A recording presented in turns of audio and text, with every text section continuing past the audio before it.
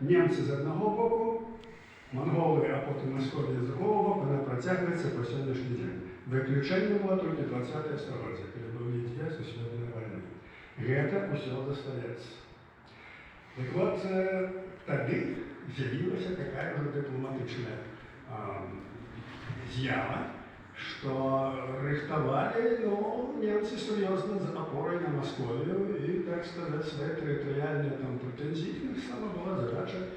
Это была самая великая держава на сходе Европы.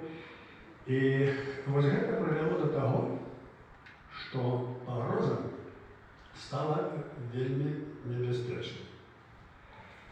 И у 12 году, 1912, почалася довольно такая серьезная война с этим московским князем. И на початку шла борьба за Смоленск. Двойче атаковали Смоленск, и двойче Смоленск не сдался. Двойче Московия там терпела поражение. Третий раз знайшовся зрадник, який зрадив, відкрили брами, і Московія захопила Смоленськ. І от тоді, коли захопили Смоленськ, і тоді почалася атака серйозна на Великое княжество. Было собрано великое войско, 80 тысяч.